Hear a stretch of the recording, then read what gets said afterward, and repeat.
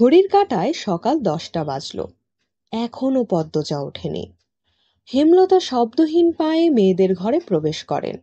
বিশাল বড় বিছানায় পদ্মজা 2 হাত ভাঁজ করে ঘুমাচ্ছে।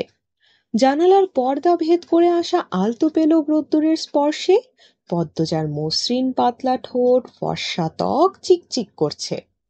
হেমলতা বিসমিল্লা বলে দ্রুত পদ্মজার গায়ে 3বার ফু দিলেন।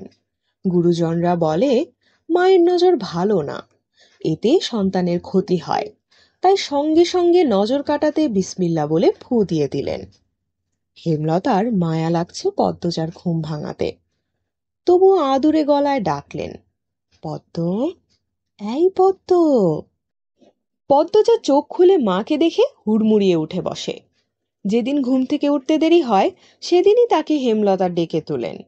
পদ্মজা অপরাধী কণ্ঠে প্রশ্ন করল, বেশি দেরি হয়ে গেছে আম্মা? হেমলতা হেসে বললেন, না, মুখ ধুয়ে খেতে আয়।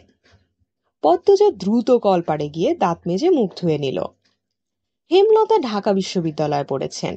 তার বাবা ছিল হাই স্কুলের শিক্ষক, তাই তার মধ্যে নিয়ম নীতির প্রভাব বেশি। মেয়েদের শক্তপোক্ত নিয়মে বড় করছেন। নিয়মের মধ্যে সবকিছু হওয়া চাই।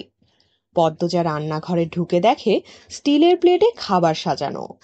হেমলতা রান্নাঘরে ঢুকতেই পদ্মজা দ্রুত ওড়না দিয়ে মাথা ঢেকে নিল। এটি হেমলতার দেওয়া আরেকটি আদেশ, খাওয়ার সময় মাথা ঢেকে খেতে হবে। পদ্মজা খেতে বসতেই হেমলতা মেয়েকে সরল কণ্ঠে বললেন, মুখ ধুতে গিয়ে চুল ভিজিয়ে এসেছিস, খেয়ে রোদে বসে চুলটা শুকিয়ে নিস। আচ্ছা আম্মা। পরক্ষণে বলল, আম্মা, পূর্ণা প্রেমা আসেনি? পূর্ণা স্কুলে, প্রেমা দুপুরে আসবে। আর আব্বা? আব্বা কবে আসবেন? মিনমিন করে বলল পদ্মজা। এই প্রশ্নে হেমলতা থমকে দাঁড়ালেন। শুকনো গলায় জবাব দিলেন, খাওয়ার সময় কথা বলতে নেই। পদ্মজার চোখ দুটি জ্বলতে শুরু করে। তার জীবনে জন্মদাতা আছে, কিন্তু জন্মদাতার আদর নেই। সে জানে না তার দোষটা কোথায়, কেন নিজের বাবা বাকি বোনদের আদর করলেও তাকে করে না, কথা অবধিও বলেন না। পদ্মজা বহুবার হেমলতাকে জিজ্ঞাসা করেছিল, আমি কি তোমাদের সত্যিকারের মেয়ে আম্মা, নাকি সন্তান হয় না বলে কি দত্তক এনেছিলে? আব্বা কেন আমাকে এত অবহেলা করে? ও আম্মা, আম্মা, বলো না। হেমলতা নিশ্চুপ থেকে অনেকক্ষণ পর জবাব দেন, তুই আমার গর্ভের সন্তান, আর তোর বাবারই মেয়ে। এখন যা, পড়তে বস, অনেক পড়তে হবে তোর। ব্যাস, এইটুকুই। যতবার প্রশ্ন করেছে একই উত্তর পেয়েছি, কখনো কোনো শব্দের নড়চড় হয়নি। এত কি ভাবছিস, তাড়াতাড়ি খেয়ে উঠ। হেমলতার কথায় পদ্মজার ভাবনার সুতো ছিঁড়ে গেল। সে দ্রুত খাওয়া শেষ করে। হঠাৎ তার মনে পড়ে আজ বড়ই আচার বানানোর কথা ছিল। সন্ধ্যার পরপরই বিদ্যুৎ চলে যায়। কয়েক মাস হলো গ্রামে বিদ্যুৎ এসেছে। 8 গ্রাম মিলিয়ে অলন্দপুর, তাদের গ্রামের নাম আটপাড়া। প্রতিদিন নিয়ম করে সন্ধ্যা রাত থেকে 3 ঘন্টা অন্ধকারে তলিয়ে থাকে গ্রাম।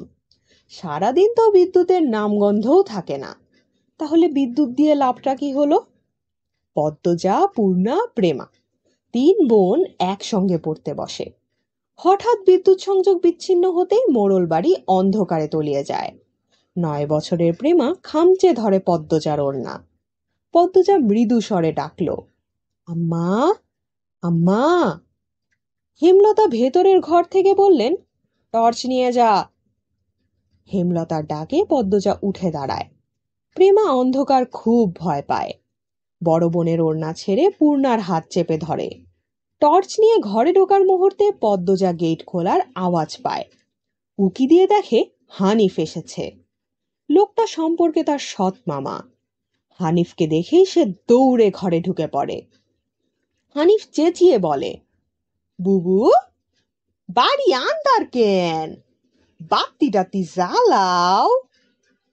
হানিফ নাকি? হেমলতা হারিকেন হাতে বারান্দায় এসে দাঁড়ান।